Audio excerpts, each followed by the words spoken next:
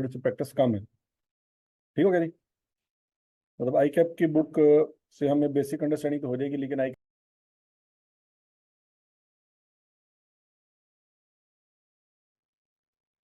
सुबह से अभी कितनी क्लासेस हो चुकी हैं? कौन कौन सी? इकोनॉमिक्स में हुई है। और अच्छा, अभी कौन सी क्लास है आपकी? बुक्स है ना सबके पास कि नहीं है? बुक्स नहीं ली आपने अभी तक आपने? हैं? ले लिए? हाँ, बस ठीक। नहीं, बेसिकली इससे हम पढ़ेंगे सारी थ्योरी और प्रैक्टिस हम दूसरी बुक से करेंगे। इसमें थोड़ी सी प्रैक्टिस कम है। ठीक हो गया जी। मतलब आई कैप की बुक से हमें बेसिक अंडरस्टैंडिंग तो हो जाएगी, लेकिन आई कैप का जो पेपर आता है ना वो टफ होता है। आई कैप के एग्जामिनेशन लेवल पे पहुंचने के लिए हमें एक्स्ट्रा प्रैक्टिस की ज़रूरत है, जो कि यहाँ पे आपके पास अवेलेबल नहीं है। तो इसलिए हम एक्स्ट्रा प्रैक्टिस के लिए कुछ जो क्वेश्चन है वो वहाँ से दूसरी बुक से किया करेंगे। अच्छा रिबार पहले हम ओवरऑल जनरल डिस्कशन कर लेते हैं सीए के बारे में, फिर उसके बाद हम सब्जेक्ट स्पेसिफिक होते हैं थोड़ा सा। आप सब लोगों ने सीए चूज किया। आप में से मुझे पहले ये बताएं कितने बच्चे जो मेडिकल बैकग्राउंड से हैं? Very good. और इंजीनियरिंग से? कॉमर्स बैकग्राउंड से? ठीक हो गया। तो जैसे कि बच्चों आपको पता है कि सीए में कोई खास बैकग्राउंड से कोई बच्चा नहीं होता, डिफरेंट बैकग्राउंड हो सकते हैं। तो जब डिफरेंट बैकग्राउंड के बच्चे सारे एक ही क्लास में बैठते हैं, आके पढ़ना शुरू करते हैं, तो ये भी जरूरी नहीं है कि हर बच्चे को सेम टाइम ड्यूरेशन के अंदर बातें समझ आ रही। बात समझ आ रही कि नहीं आ रही? मतलब हो सकता है इंजीनियरिंग वालों को बात जल्दी समझ आ रही, मेडिकल वालों को थोड़ा सा टाइम लगे। पॉइंट समझ आ गया? तो आपने सीए में सबसे पहले तो आपने ये चीज़ क्लियर करनी है कि आपका कंपटीशन क्लास में किसी के साथ भी नहीं है, क्योंकि हर बच्चे के डिफरेंट सर्कमस्टांसेस हैं, हर बच्चे का डिफरेंट लर्निंग मॉडल है, हर बच्चे ने डिफरेंट अपना टाइम यूज करना है किसी चीज़ को समझने के लिए। कोई ये ना सोचे कि सर वो फलां मेरा दोस्त है उसने 1 घंटे में सारा चैप्टर कर लिया था, मैं 4 घंटे की किताब लेके बैठ रहा हूँ, मुझे समझ नहीं आ रही। ज़रा सीए मेरे बस का काम नहीं, मैं छोड़ रहा हूँ। पॉइंट समझ आया कि नहीं आया? आपका कंपैरिजन किसी के साथ है ही नहीं, क्योंकि यहाँ पे सारे बच्चे सेम बैकग्राउंड से नहीं है। अगर सेम बैकग्राउंड के हों फिर भी वो आपस में बराबर नहीं है। क्यों? हो सकता है एक ने लाहौर बोर्ड से एफएससी की हो, दूसरे ने गुजरावाला बोर्ड से की हो, एक शहर में रहता दूसरा गांव में रहता, दोनों के पास रिसोर्सेज सेम नहीं है। तो पॉइंट समझ आ रहा है कि नहीं आ रहा? तो आपका किसी के साथ भी कोई कंपटीशन नहीं है। आपने बस ये देखना है कि आपको किसी चीज को समझने में टाइम कितना लगता है। क्लियर?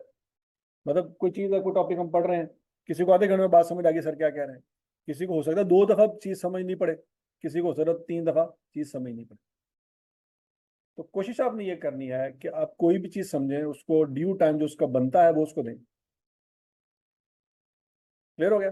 किसी का किसी दूसरे से कोई कंपटीशन नहीं है, कोई कंपैरिजन नहीं है, चाहे वो आपका रूममेट ही क्यों ना हो। ठीक है जी। तो जब एक क्लास के अंदर दो बच्चों का आपस में कंपैरिजन नहीं बन सकता, तो दो कॉलेजेस के दो बच्चों का आपस में कंपैरिजन भी नहीं बन सकता।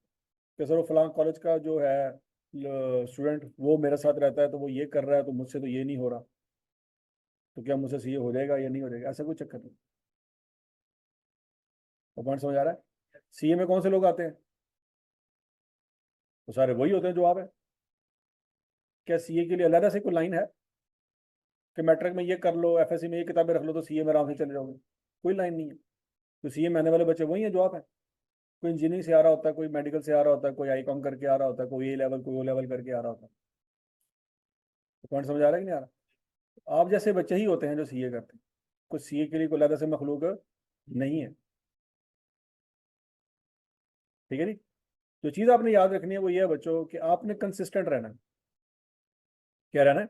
कंसिस्टेंट। सबसे इंपॉर्टेंट चीज़ ये है कि आप जिस सिस्टम से आ रहे हो वहाँ पे पेपर 1 साल बाद होते थे। कब होते थे पेपर? 1 साल बाद। तो 1 साल में पहले 3-4 महीने नहीं भी पढ़ा, सर पढ़ाते रहे हैं, सर खपते रहे हैं, हमने कभी कोई इतना फोकस किया ही नहीं कि सर क्या कह रहे हैं, हमें पता भी बहुत दूर जाके पेपर है। खैर है, एक दफा सर ने सारी किताब उड़ा दी, कख नहीं पल्ले पड़ा। टेस्ट लेते रहे, टेस्ट से एक दिन पहले किताब खोल के देखते रहे क्या लिखा हुआ, जाके टेस्ट दे दिया, पास हो गए, बस अल्लाह खैर से। आखिरी 4-5 महीने में पता लगा यार अब तो पेपर सर पे आ गया, अब तो पढ़ना शुरू कर दो। रिवीजन सेशन हुआ, सर दूसरी दफा किताब पढ़ा रहे हैं लेकिन आप पहली दफा पढ़ रहे हैं। फिर उसके बाद फिर ग्रैंड टेस्ट शुरू हुए, वो ग्रैंड टेस्ट फिर आपने अच्छी तरह से तैयार किए, वो पेपर दिए, और फिर जाके आपने फाइनल पेपर दिए तो पेपर पास हुए। बात में लगी। ये आपका ओल्ड एजुकेशन सिस्टम था जिसमें आप 1 साल बाद पेपर दिया करते थे। सीए में वो एजुकेशन सिस्टम नहीं है, सीए में पेपर 1 साल बाद नहीं है। समझ आ गई बात? सीए में पेपर कब है? और कब है? कुछ तो पता ना चाहिए आपको, ठीक है? पीआरसी के पेपर, पीआरसी के तो हर 2 महीने बाद है। अब जुलाई में पेपर है। समझ आ रही बात? तो पीआरसी में अब जब आपकी तैयारी हो आप पेपर दे सकते हो, कोई मसला ही नहीं। इसका मतलब ये है अब यहाँ पे वो एफएससी वाला सीन नहीं चल सकता कि सर पढ़ा रहे हैं खैर है यार कोई मसला ही नहीं, पहली दफा ही पढ़ा रहे हैं, जब दूसरी दफा पढ़ाएंगे ना तब सीरियस होकर पढ़ेंगे। नहीं, वो गेम अब खत्म हो गई।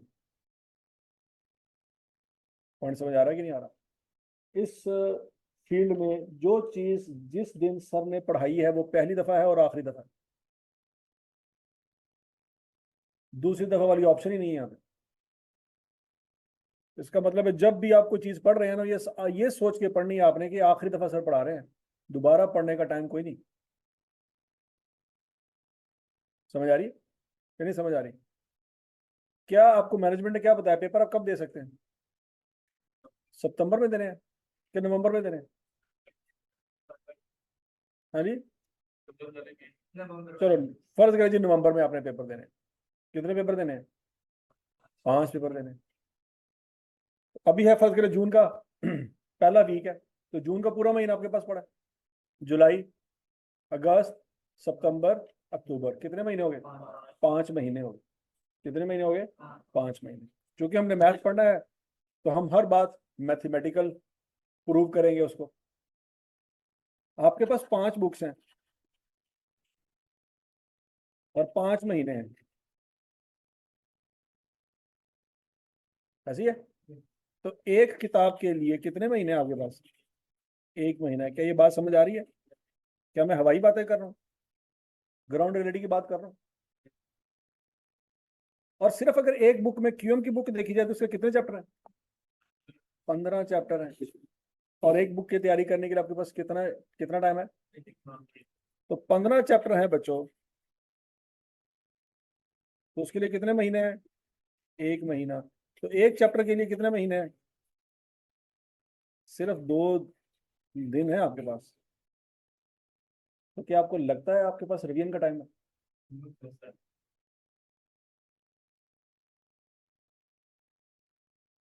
मेरा ख्याल है वो जो 1 घंटा तकरीर करने के बाद मैंने आपको बात समझानी है ना, वो आपको 2 मिनट में समझ आ जानी चाहिए। ये ग्राउंड रियलिटी है। और पेपर आपने नवंबर में देना है, ये आपने कहा है, मैंने नहीं आपको कहा। ये आपने मुझे कहा कि सर हमने नवंबर में पेपर देने हैं। और नवंबर में पेपर अगर आपने देने हैं तो क्यूएम का एक चैप्टर तैयार करने के लिए आपके पास टोटल कितने दिन अवेलेबल है? 2 दिन अवेलेबल है। तो बता रिवीजन का टाइम किधर है? इन 2 दिनों में पहली दफा पढ़ना है और आखिरी दफा पढ़ना है, रिवीजन का टाइम अवेलेबल नहीं है। फुट्टा मारने का टाइम है यार, आज सर ने पता नहीं आसान सी तो चीज पढ़ानी है, खैर है मैं नहीं आ रहा, जाओ तुम जाओ जाके क्लास ले लो। क्या इस हरकत का टाइम है आपके पास? यार आज गर्मी बहुत है यार, आज तो नहीं मैं जा रहा। आज वो मेरे गांव से दोस्त आ रहे हैं तो जरा मैं उनके साथ घूमने फिरने जाना, आज नहीं मैं जा रहा। इस तरह की हरकतें करने का टाइम है आपके पास? नहीं। तो बच्चों सीए में पहले दिन से गेम ऑन है, ठीक है जी? वो बच्चा इजीली पास हो जाएगा जो इस चीज को पहले दिन से सीरियस लेके चलेगा कि भाईजान जो सर आज पढ़ा रहे हैं ना, अगर मैंने छुट्टी कर ली तो वो चीज जो सर ने पढ़ाई है ना, मुझे दुनिया का कोई बंदा नहीं समझा सकता।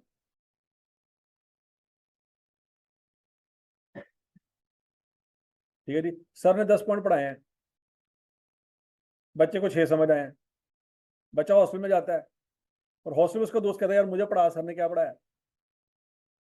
उसको खुद 6 समझ आए हैं, वो आपको 10 समझा सकता है? नहीं समझा सकता, वो 6 भी नहीं समझा सकता। वो समझ आ रही है? तो 6 भी नहीं समझा सकता, 4 समझाएगा, 4 उसने समझाए, आपको 2 याद रहे, तो कहाँ 10 पॉइंट थे, कहाँ 2 रह गए? पॉइंट समझ आ गया? तो प्रैक्टिकली तो आप ये चीज नहीं देख रहे होते, लेकिन ग्राउंड रियलिटी कुछ ऐसी ही है कि जब आप समझते हैं ना यार टीचर की क्लास तो मुझसे छूट गई है, मैं अपने रूममेट से पढ़ लूंगा क्योंकि वो क्लास लेके आया। तो जो चीज सर ने मेहनत कर करके 1.5 घंटे में समझाई होगी ना, वो रूममेट आपको 5 मिनट समझा रहा होगा कि यार ये ऐसे है, ये प्लस करना, ये माइनस करना, इसको ऐसे इधर ले जाओ, इसको इधर ले जाओ, अल्लाह खैर से ये देख ले बस क्या लिखा हुआ। तो पॉइंट ये है, जो चीज 5 मिनट में समझाई जा सकती थी वो सर ने फिर 1.5 घंटे में क्यों समझाई? क्या सर को टाइम जाया करने का शौक? समझा रही बात? क्योंकि नॉलेज डिलीवर करने के लिए नॉलेज होना जरूरी है।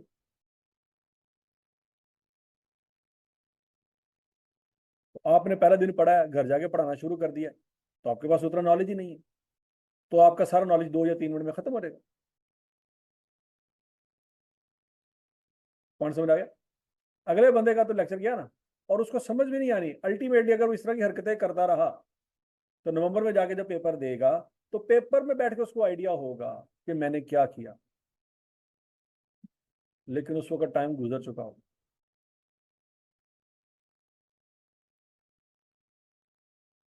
और समझ आ गई है? सीए में फेलियर रेशियो बहुत ज्यादा है, ये आपको पता है बात? तो सीए में फेलियर रेशियो इस वजह से ज्यादा नहीं है कि बच्चे नलायक होते हैं। सीए में फेलियर रेशियो इसलिए ज्यादा है कि आपने जो चीज पढ़ी है उसको 3 दफा रिवाइज करने का टाइम नहीं होता आपके पास, जो कि एफएससी में आप करके आए होते हैं। आपने पहली दफा ही पढ़ना है और पेपर देने चले जाना है, दूसरी दफा पढ़ने का टाइम ही कोई नहीं आपके पास। नंबर 1 ये रीजन है। नंबर 2, सीए में फेलियर रीजन इसलिए भी ज्यादा है कि यहाँ पे कोई एंट्री टेस्ट नहीं है। आपके जितने मर्जी मार्क्स हैं, जो मर्जी बैकग्राउंड है, सबको वेलकम किया जाता है। क्या एमबीबीएस करने के लिए इसी तरह से वेलकम किया जाता है, इंजीनियरिंग करने के लिए इसी तरह से वेलकम किया जाता है। एमबीबीएस में कौन से बच्चे जाते हैं जिनके 90% से भी ऊपर मार्क्स होते हैं? टॉप के बच्चे जाते हैं, ऐसे ही है। इंजीनियरिंग यूनिवर्सिटी में टॉप के बच्चे जाते हैं। तो सारे टॉपर तो चले गए इंजीनियरिंग यूनिवर्सिटी में, और सारे टॉपर चले गए कहाँ पे? मेडिकल में। तो यहाँ पे जिसके भी 60% मार्क्स हैं आ रहे, इवन के 60% मार्क्स लेने वाला बच्चा पंजाब यूनिवर्सिटी में भी दाखिला नहीं ले सकता। तो समझ आ रही कि नहीं आ रही? अब सिंपल बीए इस्लामियत करने के लिए चले जाओ, पंजाब यूनिवर्सिटी में अप्लाई करो कि मैंने बीए इस्लामियत करना है, उसमें भी दाखिला नहीं मिलेगा आपको, क्योंकि उसमें भी मिनिमम जिस बच्चे के नंबर होंगे 85% होंगे। तो समझ लगी है? तो पंजाब यूनिवर्सिटी में भी जो मुख्तलिफ किस्म के डिपार्टमेंट है वो एंट्री टेस्ट लेते हैं। तो 85%, 83%, 80% ये मिनिमम उनका एंट्री लेवल होता है तमाम उसमें डिपार्टमेंट्स में। अब सिंपल इस्लामियत में बैचलर भी नहीं कर सकते अगर आप अपने 60%, 65% नंबरों के साथ अप्लाई करें, लेकिन सीए फिर भी कहता आ जाए, किस्मत आजमाई करें। तो हर बैकग्राउंड के बच्चे के लिए ऑप्शन है, सीए ने अपने दरवाजे ओपन किए हुए हैं। तो जब हर बैकग्राउंड का बच्चा सीए में आ जाता है, तो उसके बाद फिर आई कैप कहता है भाईजान दौड़ अपनी अपनी।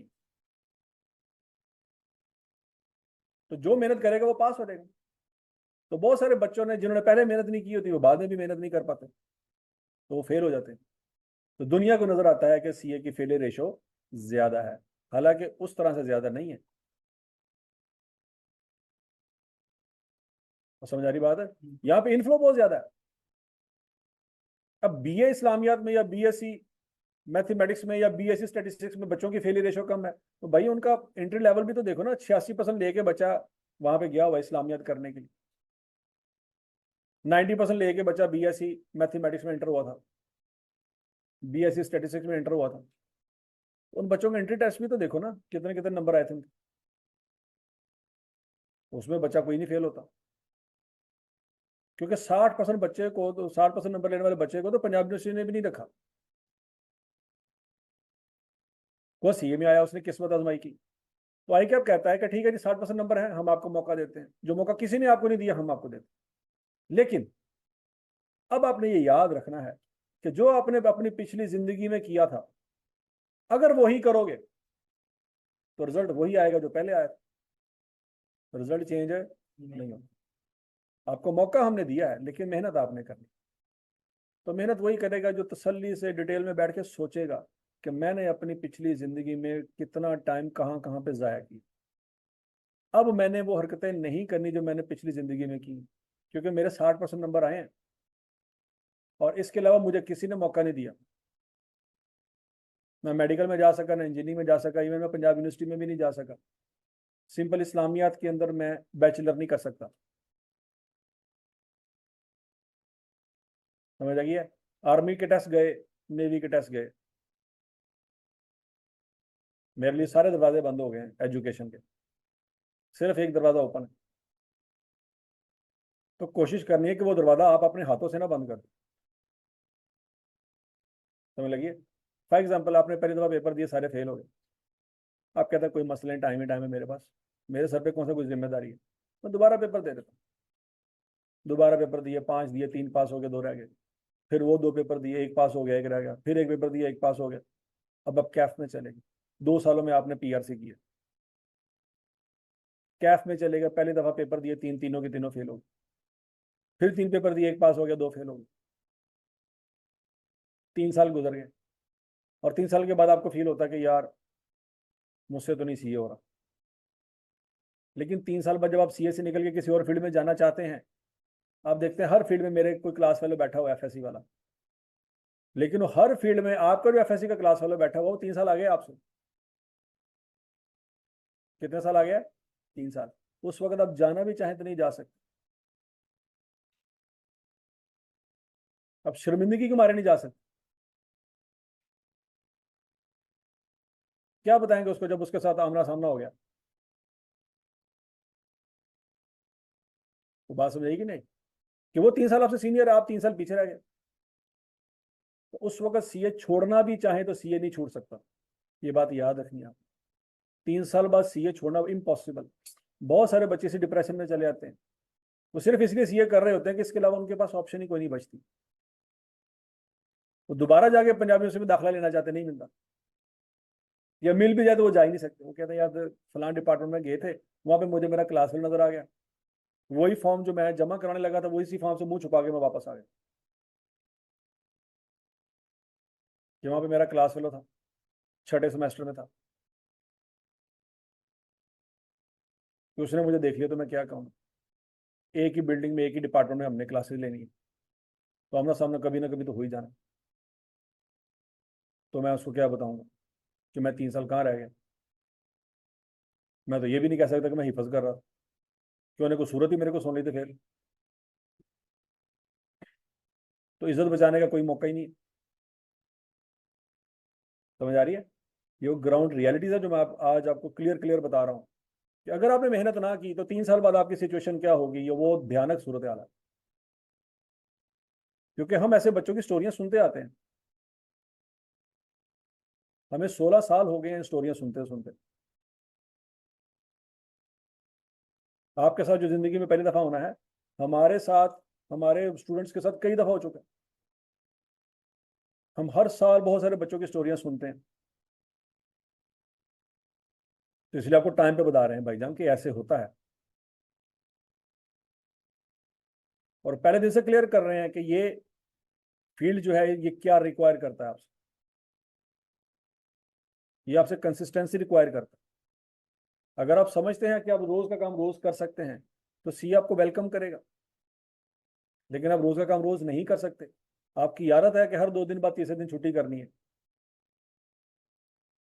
आपकी आदत है कि आप दिन में 2 घंटे या 3 घंटे ज्यादा पढ़ ही नहीं सकते, तो फिर ये सी आपके लिए नहीं है। समझ लगी है? अगर आपने इसको एज ए ऑप्शन रखा हुआ है तो ठीक है, कोई मसला नहीं है। आपको लगता है यार 2 महीने बाद आर्मी का टेस्ट ओपन होंगे, आर्मी का जाकर टेस्ट दे के आएंगे, आईएसएसबी में चले जाएंगे, नेवी में चले जाएंगे, आईबीए में चले जाएंगे, लम्स में चले जाएंगे, तो अगर किसी सीनियर से क्लास में बैठे हुए हैं कि महीने 2 महीने बाद कोई टेस्ट ओपन होगा तो जाके देख लेंगे, तो फिर तो ठीक है, यश ही करें, कोई टेंशन वाली बात ही कोई नहीं। लेकिन अगर आपके पास जिंदगी में और कोई दरवाजा नहीं है जो ओपन हो, तो बच्चों फिर कश्तियां जलाने के अलावा ऑप्शन कोई नहीं। बात में लगी?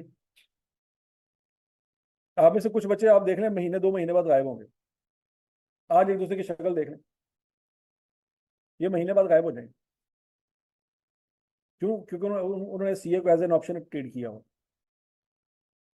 वो बताते नहीं है आपको, लेकिन उनको पता है यार मैंने महीने बाद कराची जाके अप्लाई करना, मैंने एबटाबाद जाके अप्लाई करना, मैंने पंजाब यूनिवर्सिटी में अप्लाई करना, बस दाखिले नहीं खुले, जैसे खुलने की देर है कहीं ना कहीं मैं करना। तो बच्चों आप उनको भी कॉपी नहीं कर सकते, क्योंकि वो आपके मंजिल का मुसाफिर नहीं है, वो आपके साथ चलने वाला नहीं है।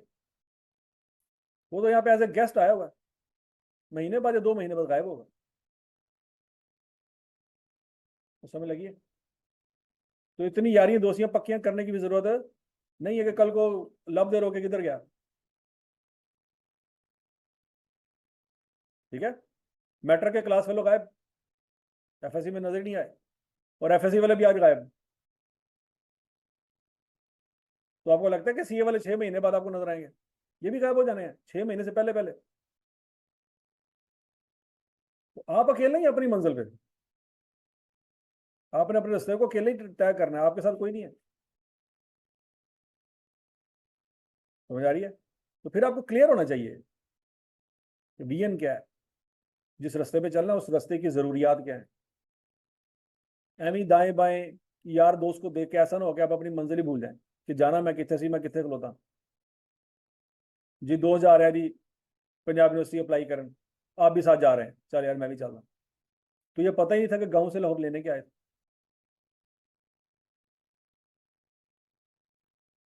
तो समझ आ गई बात है? तो आपको अपना विजन क्लियर होना है कि भाई आज इस वक्त मैं अपने गांव से उठ के लाहौर आया हूँ, यहाँ पे बरकत मार्केट में, यहाँ पे इस बिल्डिंग में बैठा हूँ, तो क्यों बैठा हूँ?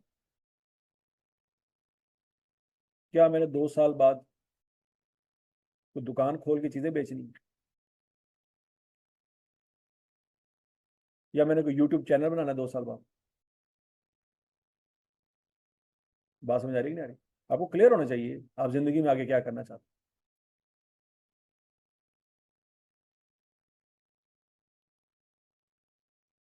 ठीक है? एक चीज जगह जब आपको क्लियर है ना कि आपने सीए करना है, तो फिर आपको पता ना चाहिए सीए की रिक्वायरमेंट क्या है।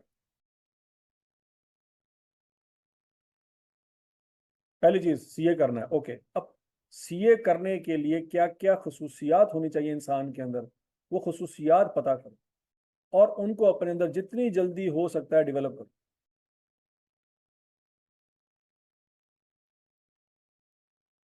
तो लगी ना? मतलब आपको उसकी रिक्वायरमेंट ही नहीं पता कि सीए करने वाले जो बच्चे होते हैं उनकी उनकी क्या क्वालिटीज होती हैं, आपको पता ही नहीं है, और आप लगे हुए हैं। तो इसका मतलब यह आपका टारगेट आपको क्लियर ही नहीं था, आपको पता ही नहीं था कि आपने जिस फील्ड में हाथ डाल दिया है ना उस फील्ड की रिक्वायरमेंट, जज्बाती तौर पे जो फलां दा बच्चा सीए कर रहा है मैं भी सीए ही करना। तो आपको तो पता ही नहीं है फिर सीए रिक्वायर क्या करता है आपसे। समझ लगी बात? क्योंकि 2 साल बाद आप उस बंदे को ढूंढ रहे होंगे जिसने आपको सीए का मशवरा दिया था, किधर गया हो? मशवरा तो उसने दिया था, अमल आपने किया। नहीं बात लगी? क्या शैतान आपको हाथ पकड़ के किसी गलत रास्ते पे लेके जाता है? वो क्या करता है? मशवरा देता है। तो क़यामत वाले दिन आप शैतान को जलील करवा सकते हैं कि या अल्लाह पहले इन्होंने लितर मार, फिर साड़ी बारी। शैतान भी मुकर जाएगा उस वक्त, मैं तेन क्या सी, कसम तो नहीं दी। तो ऐसे ही है ना, शैतान कसम तो नहीं देता कि तेनों अल्लाह की कसम लगे काम कर, कसम तो नहीं दी उसने। तो जिस बंदे ने आपको सीए में जाने का मशवरा दिया है, तो क्या कल आप उसको ब्लेम दे सकते हैं? नहीं ब्लेम दे सकते। आप उसको शैतान के जो मर्जी के, उसका कसूर ही नहीं है। क्यों? क्योंकि आपका अपना दिमाग था, आपने फैसला किया है तो सोच समझ के किया, या बगैर सोचे समझे भी फैसला किया है तो सारा रिस्क आपका ही है। तो बोलो तो सही। उसके कहने पे फर्ज करें आपने सीए कर लिया, तो कल को जब नौकरी में 4 लाख रुपए आप कमाएंगे, 2 लाख रुपए उसको देंगे? नहीं ना देंगे। उस वक्त आप अकलमंद है। जब पैसे देने की बारी आएगी तो आपका दिमाग काम करता है। तो जब रिस्क लेने की बारी आएगी तब आप उस पर डाल देंगे। कैरी डॉग का फीड से तो सामने दसिया ही नहीं, तो नहीं ना। तो आपका दिमाग भी कहीं काम करता है, कहीं काम नहीं करता। जब आपको गाड़ी मिलेगी, बंगला मिलेगा, तो बंदा क्या क्या वेख लै मेरी बात तो सीए कीता है, अब बंगले च 2 कमरे मैनू दे दे। आप कहेंगे यार तेरा दिमाग ठीक है, निकल इथों। लेकिन जब आप फेल होंगे उसको ढूंढेंगे, यार तू तो दसे नहीं सीधा औखा पेपर है। तो समझ आ रही बात कि जब जब आप कल को कामयाब हो जाएंगे तो अपनी कामयाबी को किसी को शरीक नहीं बनने देंगे आप। तो नाकामी में कोई कैसे आपका हिस्सेदार हो सकता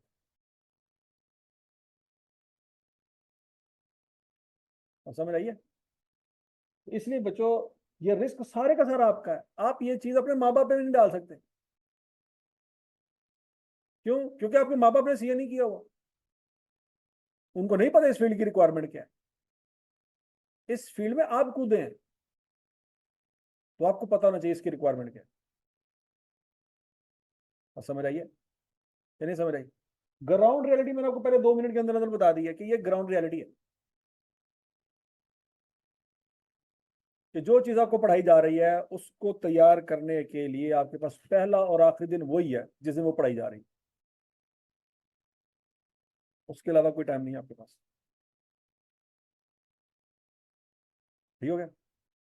सिलेबस कंप्लीट करवाना हमारी जिम्मेदारी है, लेकिन तैयार करना आपकी जिम्मेदारी।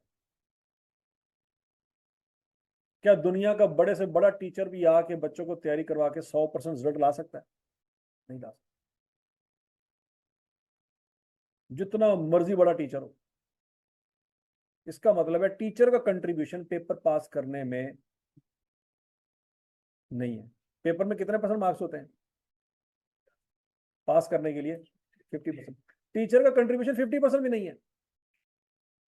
अगर टीचर का कंट्रीब्यूशन 50% होता तो बगैर तैयारी किया पास हो जाता।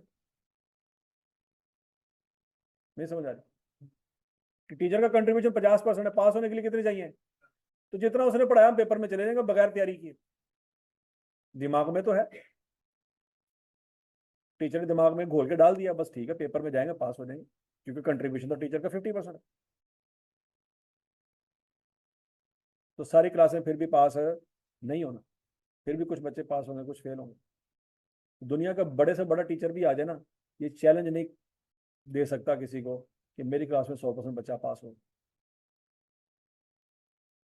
क्योंकि टीचर को पता है मेरा कंट्रीब्यूशन किसी भी बच्चे के पास या फेल होने में 50% से नीचे है।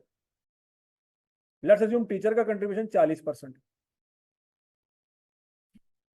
तो सारे बच्चे 40% तैयारी करके चले जाए पास हो जाएंगे। समझ आ गई? तो बच्चों सिर्फ टीचर के ऊपर डिपेंडेंट नहीं है सी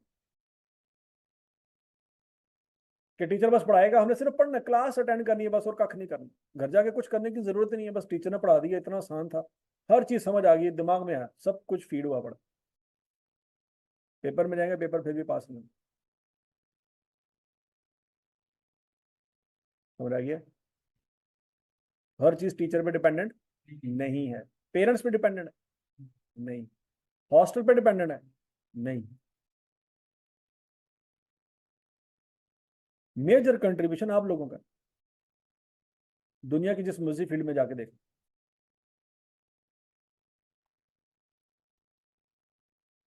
समझ रही बात? आपका मेजर कंट्रीब्यूशन है। क्या ऐसे बच्चे भी हो सकते हैं जिन्होंने कोई क्लास ना ली और लेकिन पेपर पास कर लेते हो? होते हैं। बहुत सारे ऐसे बच्चे होते हैं जिनके पास पैसे नहीं होते, गरीब घरानों से ताल्लुक होता है, सिर्फ गवर्नमेंट स्कूल में गए और वहां पे भी टीचर अच्छे नहीं मिले, घरों में बैठ के पढ़ा, अकेडमी में जाने के पैसे नहीं थे, वो भी मैट्रिक करके बैठे हुए हैं, वो भी एफएससी करके बैठे हुए हैं, बल्कि उनमें से ज्यादातर लोगों ने टॉप किया हुआ बोर्ड। बात लगी है? बोर्ड टॉपर वही बच्चे होते हैं जिन बच्चों को सारी फैसिलिटीज अवेलेबल होती है वो बोर्ड टॉपर नहीं होते।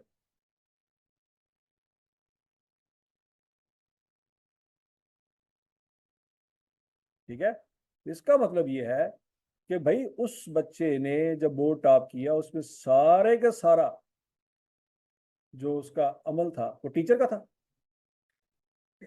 उसका अपना था। समझ आई बात? असल कामयाबी जो है उसका दारोमदार किस पे है? बच्चे की पर्सनल एफर्ट पे। जितने ज्यादा पर्सनल एफर्ट पुट करेंगे उतना ज्यादा जल्दी नतीजा आएगा।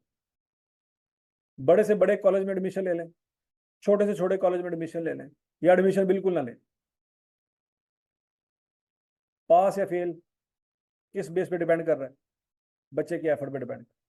बाकी जितने भी चीजें हैं वो आपको फैसिलिटेट कर सकती हैं, वो आपको कोई चीज आसान करके प्रेजेंट कर सकती है, पास नहीं करवा सकती। पास आप नहीं होना। ये पॉइंट समझ आया? तो सबसे पहले तो आज आपने घर जाके सोचना है वंस अगेन, क्या वाकई आपने सीए करना? क्यों? क्योंकि सीए करने में कम से कम टाइम कितना लगना है? 5 से 6 साल लगते हैं। ये कम से कम टाइम है, मैक्सिमम टाइम की कोई लिमिट नहीं है। तो आप अपनी जवानी के पीक के साथ, जवानी के पीक के जो टाइम है वो इसमें इन्वेस्ट करने जा रहे हो, 18 से लेकर 24 साल तक। ये पीक है। इस वक्त आप जो कुछ मर्जी खा लें, जो मर्जी कर लें, नहीं बीमार होने लगे, एनर्जी है बॉडी के अंदर। लेकिन 24-25 साल के बाद जवानी आहिस्ता आहिस्ता, बात समझ आ रही है? मसले मसाइल शुरू। तो आपकी इस वक्त जो एनर्जी है, एनर्जी लेवल पीक पे है इस वक्त, आपकी ग्रोथ पीक पे है। कद इसी उम्र में बढ़ रहा होता है ना, इसके बाद कद बढ़ना रुक जाएगा। ऐसी है। ये वो उम्र है जिसमें आप जो मर्जी दुनिया का पंगा ले लें, चाहे डीजल पी जाए, कोई मसला नहीं होने लगा। ठीक हो गया? लेकिन 24-25 साल के बाद मसले शुरू, कि दिन के वक्त ये खाना है, दोपहर को ये खाना है, रात को ये खाना है, इतना खाना है, इतना नहीं खाना, हर एक चीज ध्यान ध्यान से। इस वक्त रात के 2 बजे भी पिज्जा खा के सो जाए, कोई टेंशन ही नहीं। 1.5 लीटर कोक एक ही सांस में पी रहे हैं, कोई टेंशन ही नहीं। दुनिया कह रही है जी इसमें शुगर होती है, ये होता है, वो होता है, हमें परवाह ही कोई नहीं। कभी परवाह की आज तक? नहीं की। हम कहते पता नहीं वो कौन से लोग होते हैं जो उल्टा सोते हैं तो उनके कमर में दर्द होती है। हम तो उल्टे सीधे पता नहीं कैसे कैसे सोते हैं, कोई टेंशन ही नहीं। कहते जी रात को जल्दी खाना खाना चाहिए, उसके बाद वॉक करनी चाहिए। हम तो 2 बजे उठ के खाना खाते हैं, फिर सो जाते हैं, कोई मसला ही नहीं। पता नहीं ये नसीहतें किन लोगों के लिए, एलियंस के लिए मेरा ख्याल, हमारे लिए थोड़ी। हम तो नाश्ते में पिज्जा खाते, रात को मंगवाया था, लार्ज पिज्जा था, खत्म ही नहीं हुआ। सुबह उठ के सुबह सुबह फिर शुरू हो गए, वही पिज्जा खा लिया, कोई मसला ही नहीं। वही पिज्जा अब्बू ने खाया, पेट पकड़ के बैठे हुए, क्या मैं की खा बैठा। तो कभी कभी फील होता है ड्रामे कर देते हैं, मैंने तो कख नहीं होया। समझ लगी है? तो ये आपकी जवानी के पीक का टाइम है जो आप इस फील्ड में झोंकने जा रहे हैं। तो आप जिंदगी की सबसे बड़ी कॉस्ट बेयर करने जा रहे हैं। तो जब इतनी हैवी किस्म की आप इन्वेस्टमेंट करने जा रहे हैं ना, तो फिर उसके बारे में चीज क्लियर होनी चाहिए। नहीं बात समझ लगी? अगर आज आपको मौका दिया जाए कि आपके पास 40 लाख रुपए गाड़ी लेके आओ, अन्यवाद आके अक्कड़ बक्कड़ बम्बे वो करके गाड़ी ले लेंगे? सोच समझ के लेंगे ना। तो 15-10-15 बंदों से मशवरा करेंगे, वेबसाइट्स पे जाएंगे, कंपैरिजन करेंगे, रिव्यूज सुनेंगे, फिर लोगों से मशवरे देखेंगे, फिर पाकिस्तान की गाड़ियां और बाहर की गाड़ियों को कंपेयर करेंगे, इतना कुछ करेंगे कि गाड़ी लेनी है 40 लाख रुपए की। तो जिस फील्ड में आप 6 साल अपने इन्वेस्ट करने जा रहे हो उसके बारे में कुछ रिसर्च नहीं करेंगे। पॉइंट समझ आ रहे हैं आप? तो क्लियर है? तो बच्चों कॉस्ट बहुत हैवी है इस फील्ड में, आपकी जवानी सारी इसमें लग जाएगी। कॉस्ट बहुत हैवी है इस फील्ड की।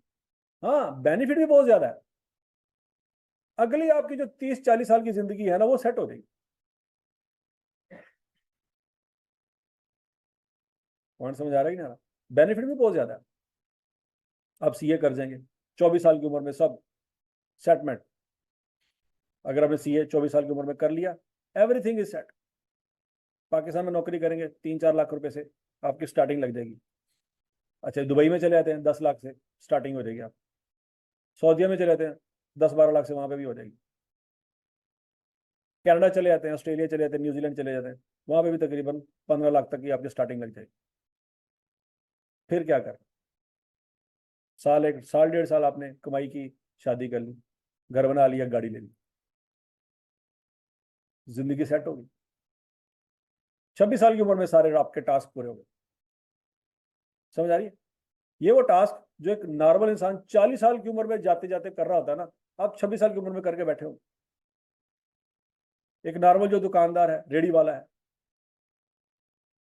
उसको अपना घर बनाते बनाते उम्र गुजर जाती है, उसका घर ही नहीं बनता। लेकिन अगर आप 24 साल की उम्र में सीए कर लेते हैं, 26-27 में आप इतना पैसा आपके पास होगा कि आप सब कुछ कर लेंगे, जो एक इंसान 60 साल की उम्र तक नहीं कर सका, तो आप 26-27 में करके बैठे हो। फैमिली आपकी अलग से, उसकी जो लाइफस्टाइल इंप्रूव हो जाएगा, आपके खानदान में आपका नाम होगा, खानदान का भी लाइफस्टाइल चेंज हो सकता है अगर आप शेख ना हुए तो। सीधी सी बात है। तो आपको पता होगा यार, आपकी खाला के बच्चे बेचारे खज्जल हो रहे हैं, चाचों के बच्चे खज्जल हो रहे हैं, फूफो के बच्चे खज्जल हो रहे हैं। आपके पास एक चीज है, इलम है आपके पास, आप उनको कीमती मशवरा दें कि भाईजान मैं तो कीता तुसी ना करना, ਤੁਹਾਡੇ ਕੋਲ नहीं होना, तेरी मेहरबानी, तेन मैं इन्ने पैसे देना, दुकान खोल। उन्होंने किसी काम धंधे पे लगा दो। बात समझ लगी कि नहीं लगी? हमने ऐसे बहुत सारे सीएस देखे हुए हैं जो अपनी बहनों के बेटों को पढ़ा रहे हैं, भांजे भांजियों को पढ़ा रहे हैं, उनको गाड़ियां लेके दी हुई हैं, काम सिखा रहे हैं उनको। ऐसे बहुत सारे लोगों की मिसाल है। बिजनेस खोले हुए हैं, अपने पूरे खानदान को उसमें सेट किया हुआ है। बड़ा भाई भी उसी कारोबार में काम कर रहा है, छोटा भी उसी में कर रहा है, उसके बच्चे भी उसी में लगे हुए हैं। तो पूरे के पूरे खानदान जो है उनका लाइफस्टाइल इंप्रूव हो जाता है अगर बंदे के पास विजन हो और उसको फिक्र हो कि यार मेरा खानदान है, इसको मैंने कहीं ना कहीं सेट करना,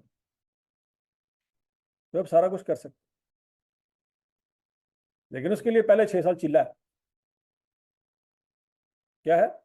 चिल्ला है। इस 6 साल में कोई शादी ब्याह नहीं, भूल जाओ। हमने ऐसा दौर भी देखा है कि बकरा ईद थी, बकरा ईद के फौरन बाद पेपर थे, और सीए स्टूडेंट बकरा ईद मनाने के लिए अपने घरों में नहीं गए।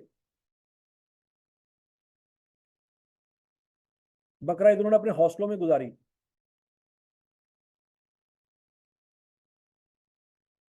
तो बात समझ आ रही है? ऐसा सीजन गुजरा है, और ये कोई 100 साल पहले नहीं गुजरा, ये 2 या 3 साल पहले गुजरा है। 90% बच्चे जिनको पता था ना कि बकरा ईद के फौरन बाद पेपर है, पेपर साढ़े बेड़ा गर्क हो जाने से घर चले गए, वो नहीं गए घर, बकरा ईद उन्होंने इधर ही गुजारी, दाल रोटी से गुजारा किया। उनको पता है भाईजान, अगर ये हमने डिग्री हासिल कर ली ना टाइम पे, तो हमारे लिए हर दिन बकरा ईद है। अभी तो साल बाद गोश्त मिलता है, फिर रोजाना जो दिल करेगा वो पकाएंगे। तो विजन क्लियर होना जरूरी है। विजन अगर आपको क्लियर है ना, तो फिर आपको उससे कोई फर्क नहीं पड़ता कि मेरी फलां दी खाला की बेटी की शादी है, तो मेरी फूफो के बेटे का निकाह है, तो मुझे जाना चाहिए कि नहीं जाना चाहिए। आपको क्लियर होगा, आपको पता होगा आपने क्या करना है, जाना है कि नहीं जाना। नाराज होते हैं तो हो, क्योंकि कल को आप सीए कर लेंगे ना, वो सारे के सारे जो नाराजगी सारी खत्म हो जाएगी। और समझ आ रही बात? सारी नाराजगी एक दिन में खत्म हो जाएगी वंस यू क्वालिफाइड सीए। इसलिए अभी मैटर नहीं करता कि आपने कहाँ पे अपना टाइम गुजारना। आपको पता है यार आप लाहौर क्यों गए थे, सीधी सी बात, लाहौर क्यों आए हैं, तो क्लियर है कि नहीं क्लियर। तो अगर साल बाद 2 साल बाद आप किताबें बेच रहे हुए ऑनलाइन, इसका मतलब तो ये है ना, भूल गए थे ना कि लाहौर क्यों आए थे। कि यार मैंने कैलकुलेटर लिया 3,000 का, अब मैं 5,000 का बेचता हूँ, फेसबुक पे ऐड लगाता हूँ, देखना सेल हो जाएगा, यहाँ से मेरा इस महीने का हॉस्टल का खर्चा निकल आएगा। तो अगर आप साल बाद 2 साल बाद ऐसी हरकतें करते हुए पाए गए, तो इसका सीधा सीधा मतलब ये आप भूल गए थे कि आप लाहौर क्यों गए, आप अपनी मंजिल खो बैठे।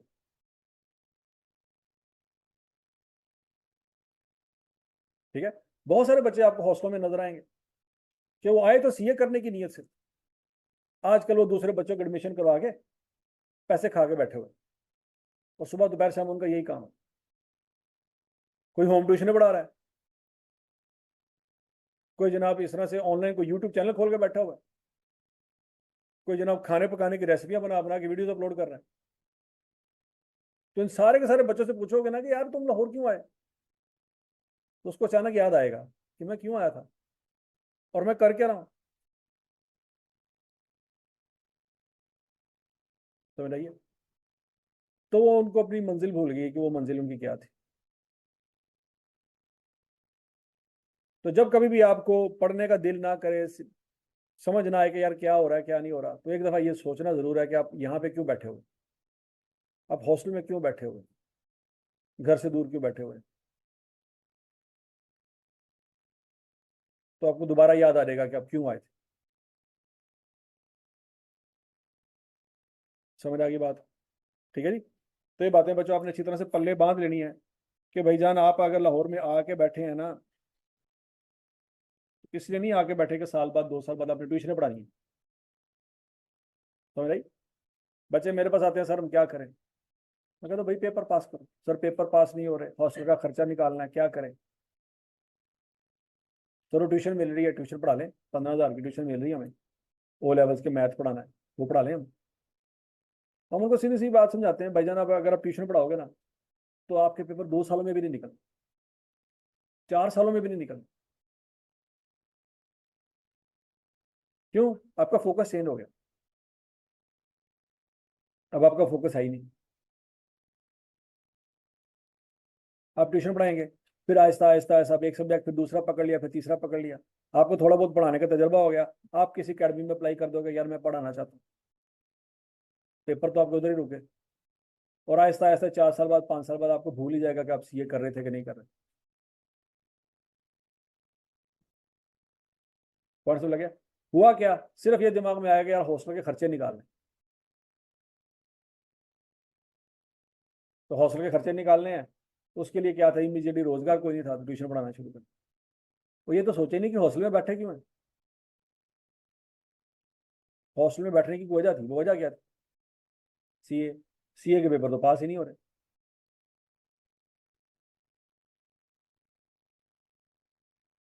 तो समझ आई है। तो ये वो चीजें हैं जो आप अपने सीनियर हजरात में देखेंगे। आप आज अगर अपने हॉस्टल के अंदर जाके दाएं बाएं देखेंगे ना, आपको ऐसी बहुत सारी मिसालें नजर आएंगी, आपको ऐसे लोग नजर आएंगे जिनको भूल चुका है कि वो सीए करने आए थे लाहौर में कि नहीं आए थे। वो सारे आपको किसी न किसी काम में मुब्तला नजर आएंगे।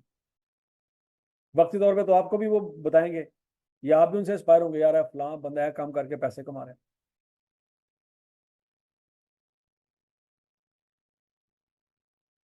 ठीक है जी? वो फलां बंदा वो चाइना से माल मंगवाता है, पाकिस्तान में यहाँ पे सेल करता है, अच्छा खासा उसका प्रॉफिट है, तो वो भी ये काम कर रहा है, मैं भी ये कर लेता हूँ।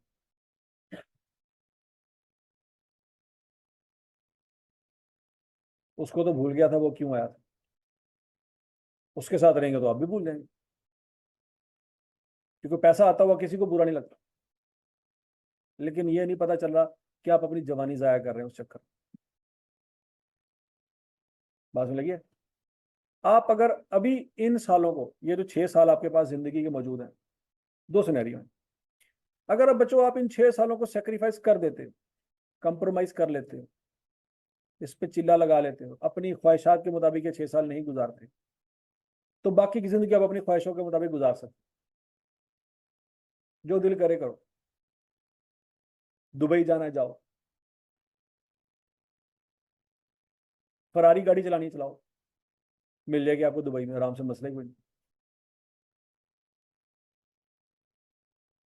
दुनिया की जो भी आपकी ख्वाहिश है ना, यार मैंने ये काम जरूर करना है, करो, जाके जाओ। और करते वक्त आपकी उम्र भी 24-25 साल होगी। बुढ़ापे में नहीं है कि बुढ़ापे में जाके आपने फरारी चलानी है, नहीं, 24-25 साल की उम्र आप चला सकते हैं।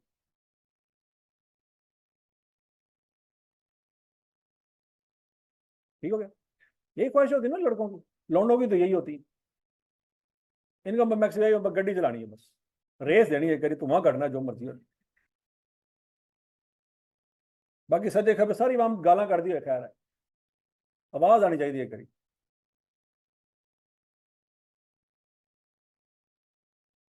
तो कर सकते हैं आप, ठीक है, चला लें। 2 दिन में आपका शौक पूरा हो जाएगा, फिर उसके बाद सुकून हो जाएगा। ठीक हो गया। अगर आप ये 6 साल लगा देते हो, इन्वेस्ट कर देते हो, तो बाद में आपके 34-35 साल या 40 साल की जो भी जिंदगी है सेट आराम से गुजर जाएगी, बल्कि बाकियों की भी गुजर जाएगी जो आपके ऊपर डिपेंडेंट है। लेकिन अगर आप ये 6 साल इंजॉय कर लेते हो कि कभी क्लास ले ली, कभी फुटे में चले गए, कभी बैरियर टाउन घूमने चले गए, कभी डीएचए चले गए, कभी किला जाके देख लिया, फैसल मस्जिद जाके नमाज पढ़ ली, क्या जोर दी नमाजों थे पढ़नी, जो मर्जी हो, क्लास जान दिए तो जाए, सवाब लेना है यार, बड़ी मस्जिद जाके नमाज पढ़नी है। ठीक हो गया। फर्जो अगली लैंच तो सुनता हो, पिछली लैंच सारी ऐसी मस्जिद कवर करनी है यार, फोटोग्राफर भी नाल लेके जाओ, प्रोफाइल फोटो चेंज करनी। तो अगर आप इसकी इस तरह की फैंटेसीज हैं, तो वो जो ये 6 साल तो आप बाकी यशी कर लोगे, कोई मसला नहीं। अगले 35-40 साल आपके तबाह है। आपके अगले 35-40 साल वैसे ही गुजरेंगे जिन लोगों के ऊपर आप बाकी की जिंदगी कंप्लेन करते आए हैं कि दादा अबू ने अगर कुछ कर लिया होता तो आज हम ऐसे ना होते। तो जो ताने आप अपने दादा अबू को मारते हैं ना, वो ताने आपके बारे में मारे जाएंगे। क्यों? क्योंकि आप खुद किसी और पर डिपेंडेंट हो गए, और एक वक्त आएगा आपके सर से हाथ उठा लिया जाएगा, क्योंकि आप अपने खानदान में अकेले नहीं है, आपके छोटे बहन भाई हैं जिन्होंने पढ़ना अभी। अगर आपके ऊपर पैसा लगाया जा रहा है और आप रिटर्न वो नहीं दे रहे जिसकी वजह से पैसा लगाया जा रहा है, तो आपके ऊपर से हाथ उठा लिया जाएगा। क्यों? क्योंकि अगर आपके माँ बाप आपके ऊपर से हाथ नहीं उठाएंगे तो आपके छोटे बहन भाई बगावत कर देंगे। वो कहेंगे कि ये बंदा लाहौर गया, इसके ऊपर इतने लाख रुपए लगाया, इसने 2 सालों में कोई पेपर पास नहीं किया, अम्मी अबू फिर भी इस पे पैसे लगा रहे हैं। हम पढ़ना चाहते हैं लाहौर जाके, हमें पढ़ने नहीं दिया जा रहा, वो बागी हो जाएंगे। तो आपके माँ बाप को आप में और उसमें से किसी एक को चूज करना होगा। आप भी उनकी औलाद हैं, वो भी उनकी औलाद है, तो वो चूज करते वक्त देर नहीं लगाएं। तो 2 साल बाद अगर आपने रिटर्न नहीं दिया माँ बाप को, आपके सर से हाथ उठ जाएगा। फिर आप ट्यूशन पढ़ाएंगे, फिर आप जो मर्जी करें। तो इस वक्त मौका भी है, फैसिलिटीज भी अवेलेबल है, रिसोर्सेज भी हैं, टाइम भी है। समझ लगी है? याद रखना मेरी बात, अगर आपने 2 सालों में रिजल्ट ना दिया, 2 सालों के बाद स्टोरी आपकी ओवर हो जानी है। 20 साल बाद आप अनएम्प्लॉयड भी हैं और होमलेस भी हैं, आपको वो सहूलतें नहीं मिलनी जो आज आपको मिली हुई। छोटे बहन भाई आज आपकी कदर करते हैं क्योंकि आप जिंदगी में आगे कहीं ना कहीं मूव कर रहे हैं, ग्रो कर रहे हैं, आप एक नए फील्ड में चलेंगे, वहां से कुछ ना कुछ करेंगे। लेकिन अगर उनको नजर आया 2 सालों में इस बंदे ने 2 पेपर नहीं पास कर सका, तो यशियां मार रहा है लाहौर जाके, तो यशियां आपकी बंद हो जाएंगी। फिर आपके घर वालों के साथ चपकलिश होगी, घर वाले कहेंगे वापस आ जा, आप कहेंगे वापस तो नहीं मैंने जाना, क्योंकि लाहौर की आदत पड़ चुकी हुई है, गाँव जाना नहीं चाहते आप। तो लाहौर में सर्वाइव करने के लिए फिर आपको छोटी मोटी नौकरियां करनी पड़ती, जिंदगी मुश्किल हो जाएगी, घर वालों की नफरतें पैदा हो जाएंगी, स्टोरी ओवर हो जाएगी। बात में लगी कि नहीं लगी? ये सारी बातें हम बता रहे हैं किसी तजर्बे की बुनियाद, क्योंकि बच्चे हर साल, हर महीने, हर दिन हमारे पास आके अपना घर घर रोना धोते रहते हैं कि सर ये हो गया, ये हो गया, अब ये करना, वो करना। तो बात समझ आ रही कि नहीं आ रही? कल हमारे पास एक स्टूडेंट आई हुई थी, उसका पीआरसी पास है और कैफ का सिर्फ एक पेपर पास, और उसने कहा सर मैंने नौकरी कर। हमने कहा यार आपके पास तो कुछ स्किल भी नहीं है, इस उम्र में, इस पेपरों के साथ कौन सी नौकरी आप कर सकते? मैक्सिमम आप टेलीफोन सुन सकती हैं, इसके अलावा आपके पास कुछ स्किल्स ही नहीं है। कोई आपको सॉफ्टवेयर यूज करना नहीं आता, कोई आपके पास कोई अकाउंटिंग के कोई नॉलेज इतना खास नहीं है कि किसी कंपनी में छोटी मोटी जॉब आपको लगवा दे। मसला क्या है? मसला वन सेकेंड वही है कि 3 साल हो गया कोई पेपर पास नहीं हो रहा, हॉस्टल का रेंट देना है, पैसे कोई नहीं, घर भी नहीं जाना। तो जिंदगी का चक्कर सिर्फ इस चीज में कट रहा है कि इतने पैसे आ जाएंगे हॉस्टल का रेंट दे सकते। तो जो लड़की 3 साल पहले अपने गांव से लाहौर सीए करने आई थी, वो आज इसलिए सरवाइव कर रही है कि वो हॉस्टल का रेंट जो उसका ना महीने बाद निकला है बस। वीए नहीं चेंज हो गया, हॉस्टल का रेंट क्यों खुद पे करना है? घर वाले किधर गए? सीधी सी बात है, घर वालों ने हाथ उठा लिया। छोटी बहनों ने कहा होगा कैसे भी पढ़ना है, सन भी लो और कर लो। अब वो छोटे बहन भाइयों को ना भेजें तो वो कहेंगे भाईजान है की चक्कर है, बड़ा लाडला सी। तो समझ आ रही बात कि ग्राउंड रियलिटी जो मैं आपको बता रहा हूँ, वो बगावत कर देंगे। अगर माँ बाप फिर भी आंखें बंद करके आपको पैसा दिए जा रहे हैं ना, तो छोटे जो हैं वो आपसे भी नफरत करेंगे, माँ बाप से भी करेंगे कि हमारे माँ बाप ने हम पे जुल्म किया। हमें वो अपॉर्चुनिटी प्रोवाइड नहीं की गई जो बड़े भाई को प्रोवाइड की गई।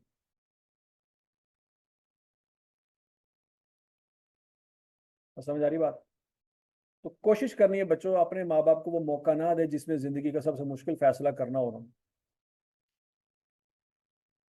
कोशिश करें कि आपको हमेशा ये पता रहे कि आप लाहौर में क्यों आए थे।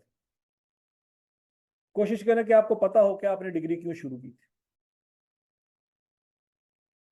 और इसकी रिक्वायरमेंट क्या है, ये आपको पहले दिन से क्लियर होना चाहिए। अगर नहीं क्लियर तो आज घर बैठ के 1 मिनट के लिए, 2 मिनट के लिए, 5 मिनट के लिए बैठ के सोचें कि यार इसकी क्या रिक्वायरमेंट। उन बंदों के बारे में जानने की कोशिश करें जो पहले टर्म में पेपर पास करते गए, उनको देखें कि यार वो क्या करते थे। आपको पता चलेगा उनकी कोई एक्स्ट्रा करिकुलर एक्टिविटीज नहीं है। वो हमें मुंह उठा के बाहर लोगों के साथ, दोस्तों यारों के साथ घूमने फिरने नहीं चले जाते। अगर घर में कोई फंक्शन भी हो तो वो फिर भी नहीं जाते। वो टाइम पे एनालाइज कर लेते हैं कि यार ये फंक्शन इतना रेलिवेंट नहीं है मेरे लिए, इसकी प्रायोरिटी कम है, मेरी एजुकेशन की प्रायोरिटी ज्यादा है। वो टाइम पे डिसीजन ले लेते हैं। आपसे टाइम पे डिसीजन नहीं लिया जाता, आपको पता नहीं चलता कि ज्यादा प्रायोरिटी किसकी है, कम प्रायोरिटी किसकी है। आपको एक बंदा फोन करता है कि यार किधर है, मैं हॉस्टल में हूँ, मैं आ रहा हूँ तेरी तरफ, चल ठीक है आ जा। उसको ना ही नहीं हुई, अब वो आ गया सर खा रहा है आपका, कह रहा यार बैरियर टाउन चलिए, घूम फिर के आने जरा। अब आप चले गए, आपका दिन जाया हो। अब वापसी पे आके आपको जमीर तो गालियां दे रहा है कि यार तू की किताब था, तू सारे लेक्चर जाया करते पढ़। लेकिन अब उसका कुछ नहीं हो सकता, क्यों? क्योंकि टाइम पे आपके मुंह से ना नहीं निकला। अगर टाइम पे आपके मुंह से ना निकल आता तो 6 महीने बाद आपके पेपर पास हो जाते। 6 महीने बाद पेपर पास हो जाते, माँ बाप खुश होते, बहन भाई खुश होते। उनको पता होता कि जिस बाप ने आपके ऊपर 1.5 लाख रुपए लगाया है, आपने उसको रिजल्ट दिया, वो मजीद खुशी से और पैसे लगाए। वो ये भी सोचेगा यार आपके कमरे में एसी होना चाहिए। वो ये भी सोचेगा यार आपके पास एक अच्छा लैपटॉप भी होना चाहिए, 1 लाख 1.5 लाख रुपए वाला। वो ये भी सोचेगा आपके पास अच्छी बाइक भी होनी चाहिए। डेफिनेटली आप उनको रिटर्न दे रहे हैं। बात समझ नहीं आई? लेकिन अगर आप पास नहीं हो रहे तो जो रिसोर्स आपके पास अवेलेबल है, वो हॉस्टल का रेंट भी आपका नहीं पे करेंगे। वो कहेंगे भाईजान वापस आ जाओ। अब आपका वापस जाने का दिल नहीं करेगा क्योंकि आपने लाहौर के माहौल देख लिए, यहाँ पे अपॉर्चुनिटीज देख ली, यहाँ पे अयाशियों के सारे सरकमस्टांसेस देख लिए। गाँव में ये चीज़ें अवेलेबल नहीं है। तो फिर आपकी ज़िंदगी की जंग सिर्फ यही है कि महीने बाद जो यकम तरी खानी है, हॉस्टल का रेंट देना कहाँ से दें। समझ आ रही है? ये वो डार्क रियलिटी है जो फ्यूचर में आपको फेस करनी पड़ सकती है। इससे अवॉइड करने का पहला और आखिरी तरीका यही है कि भाईजान, सीए में जब कोई चीज़ सर पढ़ाएं तो उसको सीरियसली पढ़ना है। कोई बगैर वजह के छुट्टी नहीं करनी। बीमारी अपनी जगह, बीमार बंदा हो जाए ठीक है, कोई मसला नहीं, लेकिन वो हरकतें नहीं करनी जो एफएससी में आपने की थी, क्योंकि उन हरकतों का टाइम नहीं है आपके पास। और समझ आ गया कि नहीं समझ आई? चलो जी, अब हमारे क्लास कितने बजे खत्म होनी है? 45 पे। टोटल चैप्टर कितने हैं जी हमारे? 15 चैप्टर हैं बच्चों। इन 15 चैप्टर में पहले जो 6 चैप्टर है ना, ये मैथ के हैं। किसके चैप्टर हैं जी? मैथ के। और 7 से लेके 15 तक जो चैप्टर हैं ये स्टैट है।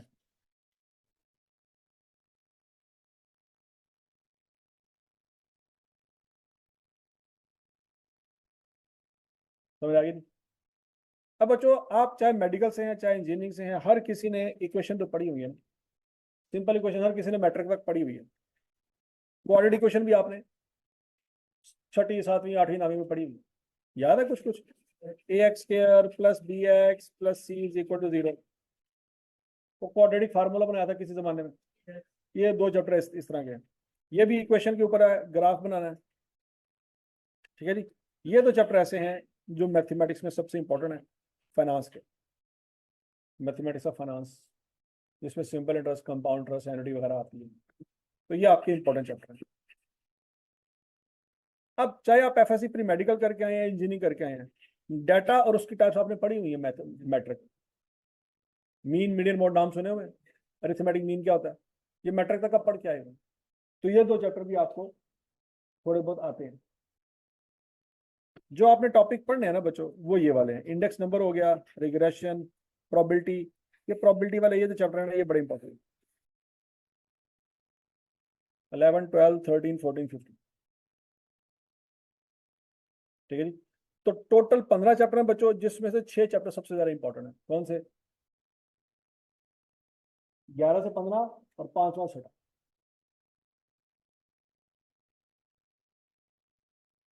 ये बात समझ आएगी? तो बच्चों, ये आपका ओवरऑल सिलेबस है, 15 चैप्टर आपने पढ़ने हैं। आज हम शुरू करेंगे चैप्टर नंबर 7 से।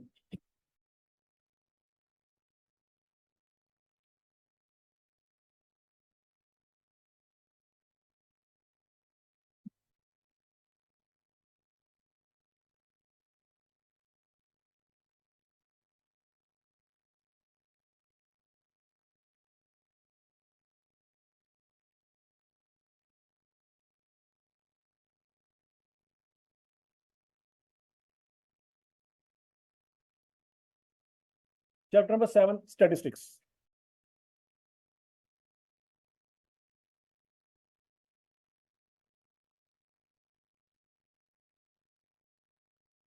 स्टैटिस्टिक्स की डेफिनेशन लिख लें शाबाश। This science of collection,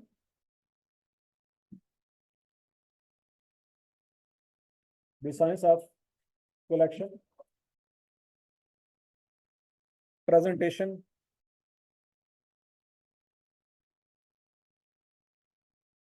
analysis,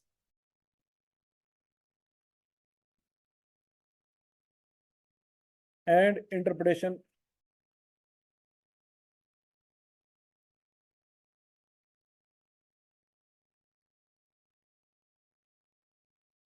The science of collection, presentation, analysis, and interpretation of numerical data.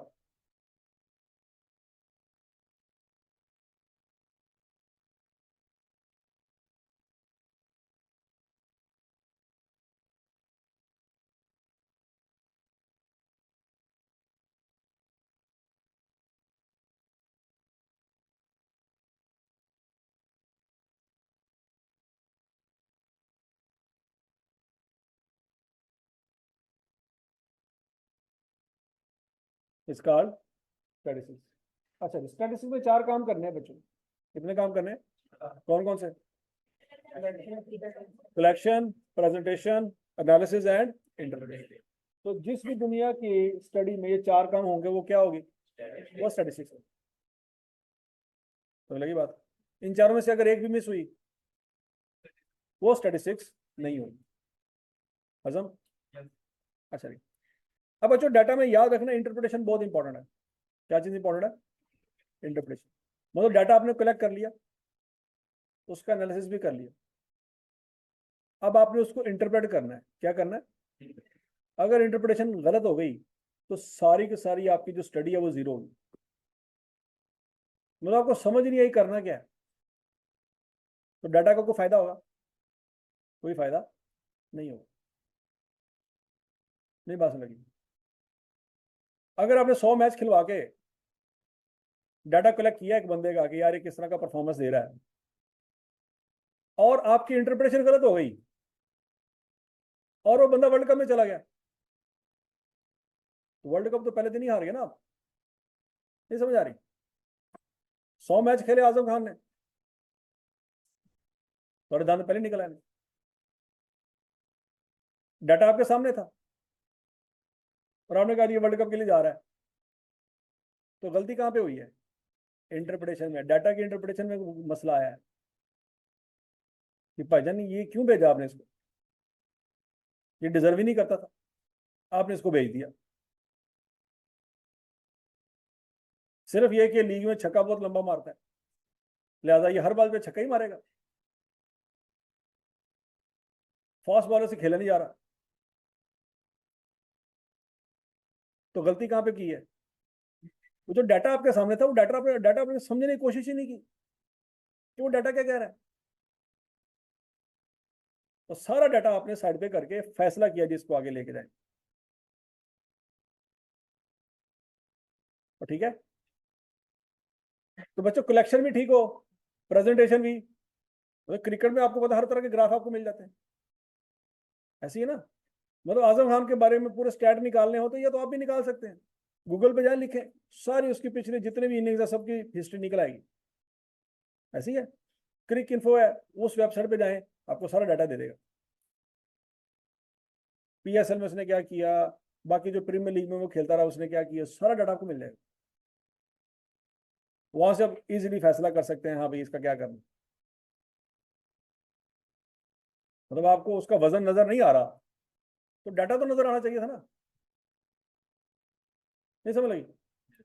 तो बच्चों अगर आपको फिर भी नजर नहीं आया तो इसका क्या मतलब है? स्टैटिस्टिक तो जीरो होगी ना फिर, आपने कहीं इस्तेमाल ही नहीं की। और क्रिकेट में सबसे ज्यादा स्टैटिस्टिक होती है, ऐसी है ना। सबसे पहले ज्यादा क्या चीज लिखी होती है? स्टैट्स। स्टैट से मुराद क्या है? ऐसी है। तो बच्चों अगर इंटरप्रिटेशन आपकी गलत है तो जो भी पैसा आपने लगाया कलेक्शन पे, प्रेजेंटेशन पे, एनालिसिस पे, सब जाया हो गया। इंटरप्रिटेशन से मुराद है कि आपने फैसला क्या करना है, आपका फैसला ही गलत है। आपको डाटा समझ नहीं आया, इंटरप्रिटेशन ही आपको समझ नहीं आई, तो आपका फैसला सीधी सी बात है क्या होगा? गलत होगा। ठीक है जी। कुछ इंटरप्रिटेशन की मिसाल ऐसे भी दी जा सकती है। फर्ज करें एक हॉस्पिटल था जिसमें शराबियों का इलाज किया जाता था। किन का इलाज किया जाता था? शराबियों का इलाज किया जाता था। कई कई महीने डॉक्टर साहब इलाज करते रहे शराबियों का, समझाते रहे कि नहीं यार ये जहर है, इसको ना पिया करो, जिंदगी तबाह हो जाती है, इसको छोड़ दो, इसका कोई फायदा नहीं है। ठीक हो गया। तो उनको समझ नहीं आती थी बात। तो डॉक्टर साहब ने कहा यार एक दिन ऐसा करते हैं, इनको ना समझाते एक और तरीके से मिसाल समझाते। डॉक्टर साहब ने सारे शराबियों को इकट्ठा किया, ऑडिटोरियम में ले गए। सारे शराबी वहां पे बैठे हुए हैं। डॉक्टर साहब ने शराबियों के सामने 2 गिलास के वो बीकर रखे। बीकर समझते हैं, केमिस्ट्री पढ़ी है आप लोगों ने? ठीक है ना, वो बड़े बड़े जो टब होते हैं शीशे के बने हुए, वो रखे। अब एक में उन्होंने पानी डाल दिया, दूसरे में शराब डाल दी। ठीक हो गया। अब वो अर्थवर्म सुने आपने? वो जो मछलियां पकड़ने के लिए जमीन से निकाल के, आप गंडोए जिसको कहते हैं पंजाबी में, वो डॉक्टर साहब ने पकड़े और वो दोनों बीकर में डाल दिए, पानी में भी डाल दिए और शराब वाले बीकर में भी डाल दिए। अब जो पानी वाले बीकर में गंडोए थे ना, वो तैरते रहे तैरते रहे तैरते रहे तैरते रहे, आधा पौना घंटा तैरते रहे, उनको टेंशन ही कोई नहीं, वो तैरते रहे। लेकिन शराब वाली बोतल में जो डाले थे ना, वो आहिस्ता आहिस्ता आहिस्ता आहिस्ता नीचे जाके बैठ गए। 15-20 मिनट में नीचे जाके बैठ गए, लेकिन पानी वाले अभी भी तैर रहे। डॉक्टर साहब ने तजर्बा किया, सारे शराबियों ने तालियां मारी। डॉक्टर साहब बड़े खुश हुए। खुश क्यों हुए? तो उनको समझ आ गई है इसकी। डॉक्टर साहब ने कहा, क्या समझ आई आप लोगों को? शराबी कहते, सर जी देखें, अगर हम पानी पिएंगे ना तो पेड़ के कीड़े उसमें तैरते रहेंगे, शराब पिएंगे ना तो पेड़ के कीड़े मर जाएंगे। लिहाजा कल हम, पहले हम एक दिन में 1 बोतल पीते थे, अब हम 2 बोतलें पिएंगे। आपने तो बड़ा अच्छा हमें समझाया। क्या डॉक्टर ये समझाना चाहता है? डॉक्टर क्या समझाना चाहता था? कि पानी में जिंदगी है, शराब में मौत है। और शराबी क्या समझ रहे? देखिए, तजर्बे में कोई मसला तो नहीं था, तजर्बा बिल्कुल ठीक है। गलती कहाँ पे हुई है? इंटरप्रिटेशन में गलती हुई है। तो अगर इंटरप्रिटेशन गलत हो ना, तो 180 डिग्री के एंगल पे जाके लोग फैसला लेते हैं, इंटायरली ऑपोजिट फैसला।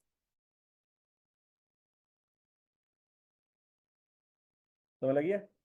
कलेक्शन भी ठीक है, प्रेजेंटेशन भी ठीक है, एनालिसिस भी ठीक है, सब कुछ ठीक है। अगर इंटरप्रिटेशन में मसला हुआ, सब कुछ जीरो हो जाएगा, बल्कि जीरो भी नहीं, नेगेटिव हो जाएगा। फैसला क्या लेना था, अब फैसला क्या ले रहे हैं लोग। और समझ आई? अच्छा जी, आगे नोट करें, टाइप्स ऑफ स्टैटिस्टिक्स। स्टैटिस्टिक्स की ब्रांचेस कितनी होती हैं?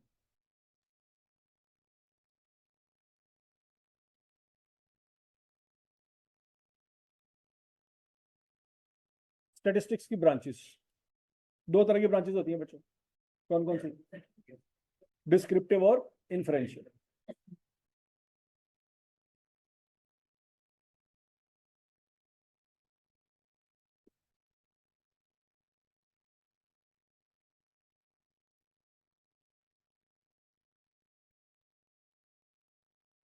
डिस्क्रिप्टिव का मतलब होता है बयान करना। डिस्क्रिप्टिव का वर्ड निकला डिस्क्राइब करने से। किससे निकला? डिस्क्राइब मीन्स बयान करना। तो डिस्क्रिप्टिव स्टडीज का मतलब यह है बच्चों, the branch of statistics that deals with description of numerical properties of data.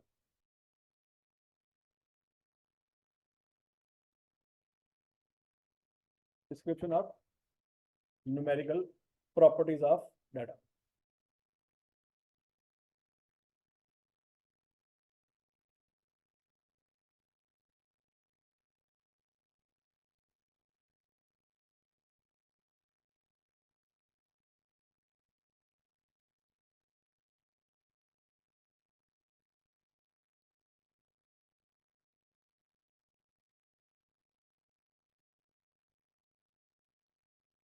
ठीक है जी? The branch of statistics that deals with description of numerical properties of data. For example, data आपने इकट्ठा किया है, अब इसमें देखना सबसे बड़ी वैल्यू क्या है, सबसे छोटी वैल्यू क्या है, सेंटर में आने वाली वैल्यू क्या है, टोटल नंबर ऑफ वैल्यूज कितनी है। ये काम किसका है? डिस्क्रिप्टिव स्टैटिस्टिक्स का। जो डाटा है वो उसकी वैल्यू बता दे। समझ आ गई बात है? कोई अनोखा काम तो नहीं करना इसमें। कौन समझ आ गया? ये जो शीशा होता है, ग्लास, मिरर, इसका क्या काम होता है? जो उसके सामने रखा जाएगा उसका वो आपको इमेज दे देगा। क्या शीशा अपनी तरफ से कुछ चीज ऐड करता है? कोई चीज माइनस करता है? कोई फिल्टर लगाता है? तो बात सुन लगी?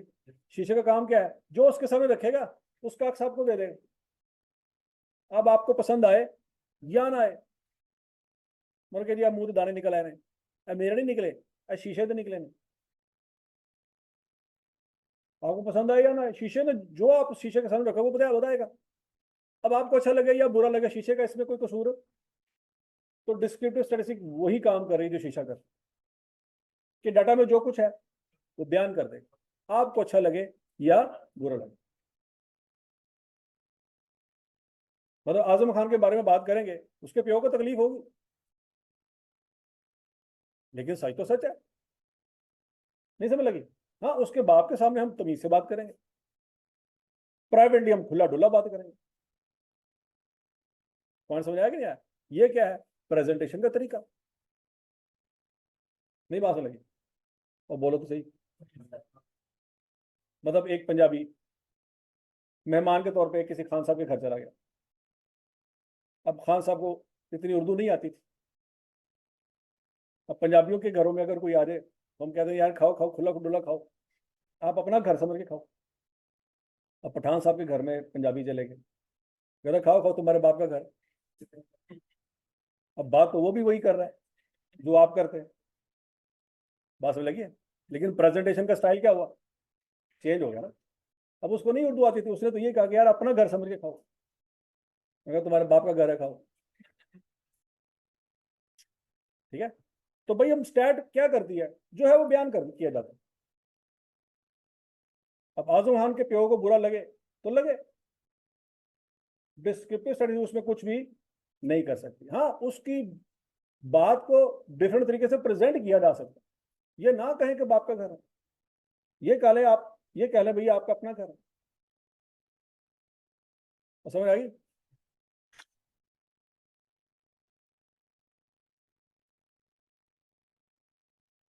दूसरी ब्रांच कौन सी है जी? Inferential statistics.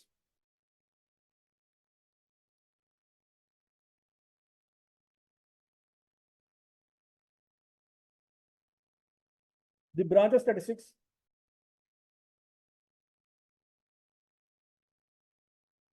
the branch of statistics that is used to make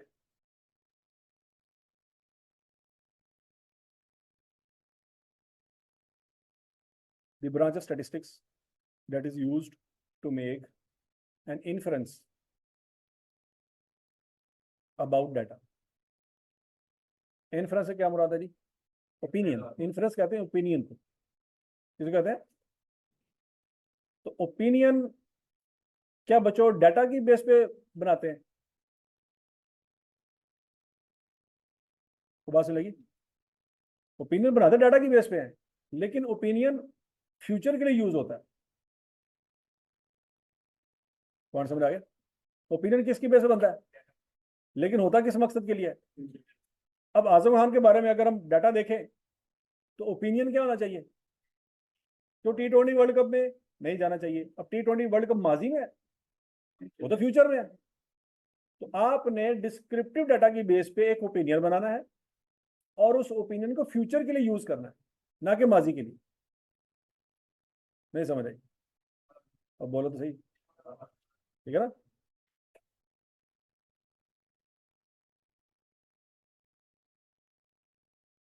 अब एग्जांपल लेते हैं बच्चों।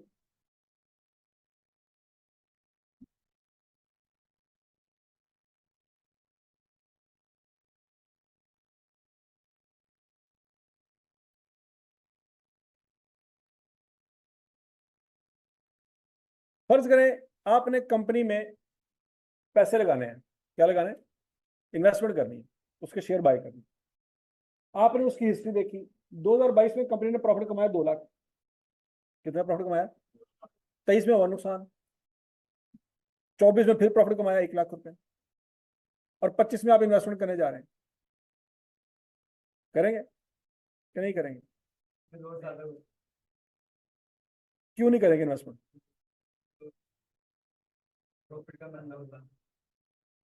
आपने ये ओपिनियन किस बेस पे बनाया? डाटा की बेस बनाया। तो डाटा फ्यूचर में है, हाँ पास्ट में। समझ रही बात? तो आपने एक ओपिनियन तो बनाया, लेकिन वो किस डाटा की बेस पे बनाया? वो ओपिनियन इस्तेमाल कब करना है? पॉइंट समझ आ गया जी? तो डिस्क्रिप्टिव स्टैटिस्टिक को बुनियाद बना के इन्फरेंशियल स्टैटिस्टिक काम करती है। डाटा कहां से मिलेगा? Descriptive statistics. डिस्क्रिप्टिव स्टैटिस्टिक्स क्या करती है? बोलो बोलो बोलो। डाटा की प्रॉपर्टीज को बयान करती है। उसने बयान कर दिया, अच्छा लगे बुरा लगे उसका कोई काम नहीं। अब उसकी बेस पे आपने फैसला करना है कि फ्यूचर में क्या करना है। नहीं समझ रही? तो ठीक है ना? मतलब आप लूडो खेल रहे हैं, और काने पे आके गोटी खड़ी है, तो अब आप क्या करेंगे? 15 दफा फूके मारेंगे कि अल्लाह करे कान आ जाए। ये फूके आपने शुरू में नहीं मारी थी, दरमियान में भी नहीं मारी थी, खून क्यों है? वो बात समझ आ रही कि नहीं आ रही कि मजीद एक्सप्लेन करा? तो ठीक है ना? तो आप हो सकता तो पूरे घर वालों से फूके मरवाएं, यार काना आ जाए अल्लाह करे। अगर यही काना शुरू में आ जाए तो तकलीफ होती है कि 6 क्यों नहीं आया, अब बैंड पे काने की जरूरत पड़ गई। तो बात समझ लगी कि नहीं लगी? तो पॉइंट ये है कि सम टाइम आप हिस्टोरिकल डाटा की बेस पे डिसाइड कर पा रहे होते हो कि भाई फ्यूचर में आप क्या करें।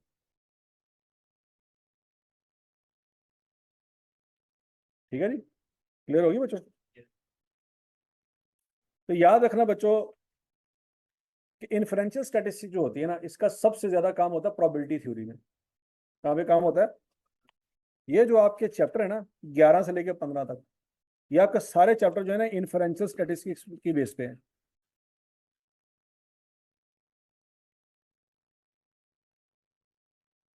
और ये जो आपके चैप्टर है ना पहले 4, ये डिस्क्रिप्टिव पे हैं।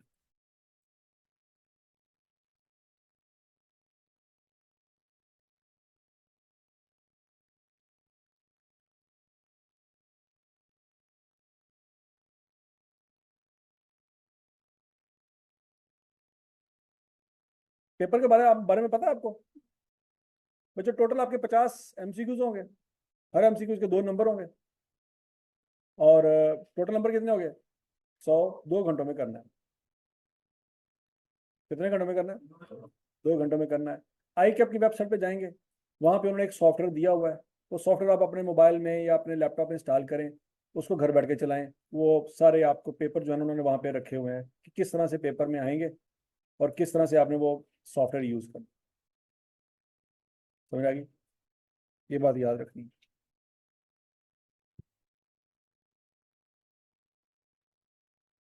अच्छा जी, अगला टॉपिक है बच्चों डाटा एंड इंफॉर्मेशन।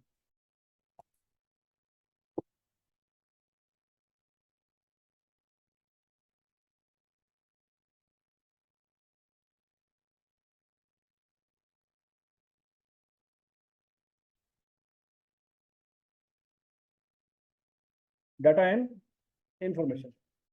डाटा बच्चों कहते हैं रॉ फैक्ट्स एंड फिगर्स।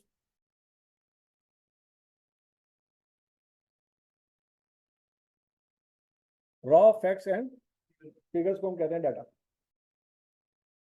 जिसकी कोई शक्ल सूरत नहीं होती, बस फैक्ट्स। जिस तरह से टेम्परेचर है, सुबह इतना था, दोपहर को इतना है, शाम को इतना है, रात को इतना है, ये रॉ फैक्ट्स एंड फिगर्स है। ये क्या है? डाटा। तो समझ आ गई बात? इंफॉर्मेशन क्या है? Data when processed into meaningful form, data when processed into meaningful form becomes information.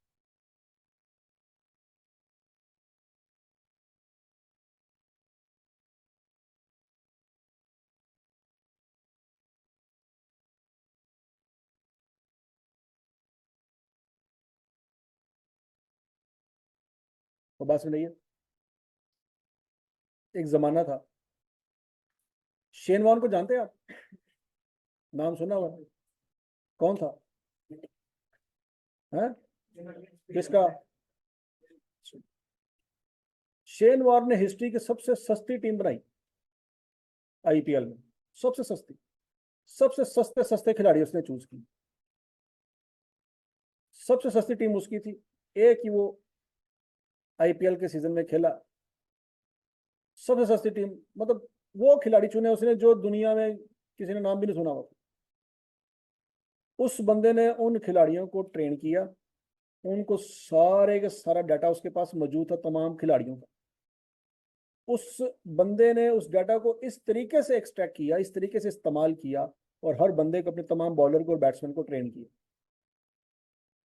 कि फलां टीम के साथ मैच होगा तो फलां बंदा जब बॉलिंग करवाएगा तो इस तरह की बॉलिंग करवाएगा, जब उसको छक्का पड़ेगा तो वो फिर इस तरह की बॉलिंग करवाएगा। बात समझा रही कि नहीं? फलां फलां बॉल जो उसकी होगी तेज होगी, फलां फलां बॉल उसकी स्लो होगी। थक्कड़ किस्म के खिलाड़ी को पकड़ा, उनको ट्रेन किया। डाटा उसके पास मौजूद था, लैपटॉप पे लेके गया हुआ था। उस लैपटॉप में दिन से लेकर रात तक उसने यही काम किया, डाटा उसमें डाल दिया, डाटा को क्या बना दिया उसने, इंफॉर्मेशन। वही डाटा हर किसी के पास मौजूद था, अकेला शेन वॉर्न के पास नहीं था, बाकियों के पास भी था, लेकिन शेन वॉर्न के पास एक एक्स्ट्रा क्वालिटी थी कि उस डाटा को यूज करना आता था उसे। उसने वो डाटा यूज किया, अपने उन नल्ले निकम्मे खिलाड़ियों को ट्रेन किया और वो टूर्नामेंट जीत गई। हिस्ट्री की सबसे सस्ती टीम, तमाम टीमों को हरा के फाइनल उसने जीता।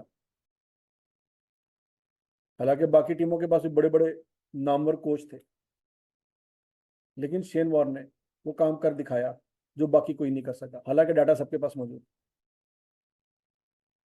समझ आइए। अब टेम्परेचर का डाटा हर किसी के पास मौजूद है, तो फिर ये कैसे पता लगता है कि लाहौर में इस दफा मई में जो गर्मी पड़ेगी वो पिछले 70 साल के रिकॉर्ड तोड़ देगी? तो डेफिनेटली किसी ने 70 साल पुराना डाटा देखा होगा तो उसको आइडिया हुआ होगा, और उसने ये ब्रेकिंग न्यूज दे दी। समझ रही कि नहीं? तो डाटा तो था, अब डाटा में से इंफॉर्मेशन क्या है वो बताओ।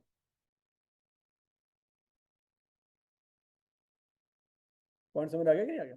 डाटा हर किसी के पास मौजूद है, मतलब 1992 का वर्ल्ड कप, उसमें आपके पास सारा डाटा मौजूद है, इंटरनेट पे जाओ, हर मैच कहाँ पे हुआ, कितने ओवर हुए, कौन कौन खेला, कौन कौन नहीं खेला, कहाँ पे खेला गया, कौन सा मैच ड्रॉ हुआ, कौन सा नहीं हुआ, किसने कितनी बॉलिंग करवाई, कितना स्कोर खाया, सारे का सारा डाटा मौजूद है। मौजूद है कि नहीं मौजूद? अब वहां से आपने इंफॉर्मेशन निकालनी है कि भाई इनमें से जो उस वक्त खिलाड़ी थे, उनमें से कौन कौन सा बंदा इंटेलिजेंट है, कौन कौन सा बंदा तेज है, किसको कोच बनाया जा सकता है, किसको नहीं बनाया जा सकता, क्योंकि वो बानवे वाले लोग अभी तो खेल नहीं ना सकते,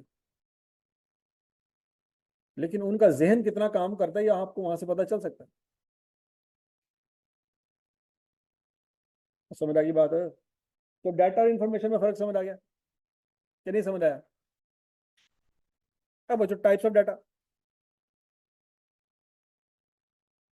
डाटा दो तरह के होते हैं, कौन कौन से? Primary and secondary. Primary data को बच्चों रॉ डाटा भी कहते हैं, और सेकेंडरी डाटा को एग्रीगेटेड डाटा भी कहते हैं।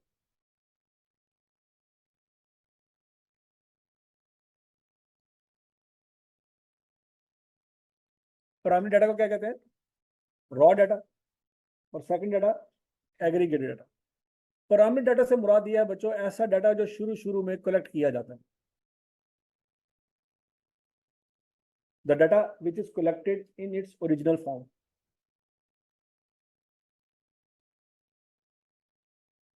The data which is collected in its original form is called primary data.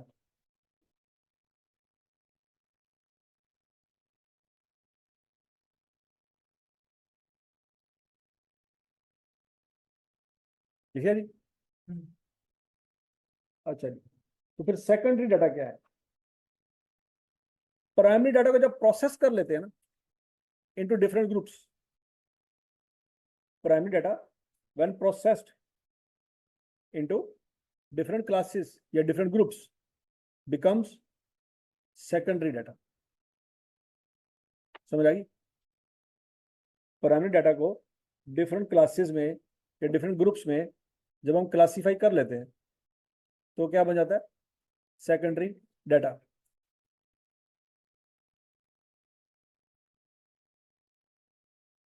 जैसे 20 ओवर में 150 स्कोर किए, लेकिन हम कहेंगे यार थोड़ा सा एक्सप्लेन करें इसको। हम कहेंगे पहला पावर प्ले था 6 ओवर का, उसमें इतने स्कोर किए, इतनी विकेट थी। फिर 7वें ओवर से लेकर 15वें ओवर तक दूसरा पावर प्ले था, उसमें इतने विकेट। फिर 15 से लेकर 20 तक ये हुआ, ठीक है ना? पहले 6 ओवर में गेम बड़ी तेज होती है क्योंकि सारे फील्डर अंदर होते हैं। 7वें से लेकर 15 तक फील्डर फैल जाते हैं, जरा स्कोर स्लो हो जाते हैं। और फिर 15वें से लेके 16वें से लेकर 20 तक मारना ही मारना है, विकेटें जाती है तो जाए, बाढ़ में जाए, और ठीक हो गया ना?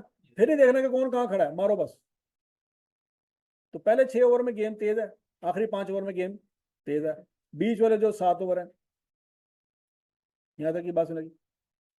तो ये क्या है, आपने उस टोटल डाटा को 3 हिस्सों में सेपरेट कर दिया, तो ये क्या बन जाएगा?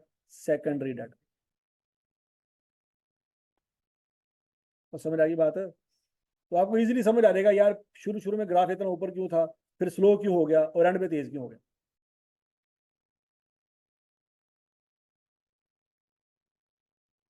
और यहाँ तक क्लियर सबको।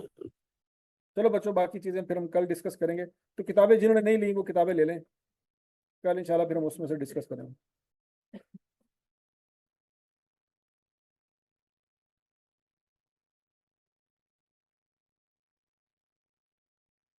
प्राइमरी डाटा बच्चों मैं आपको कल एक्सप्लेन कर दूंगा, परेशान ना हो। उमैर भी है।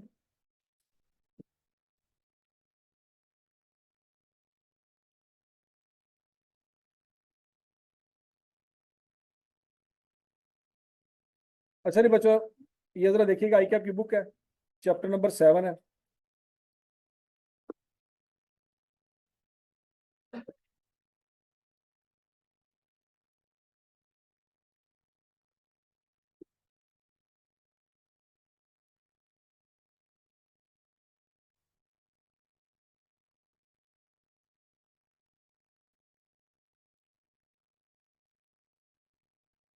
ये डेफिनेशन लिखी हुई है, पेज नंबर है जी 167।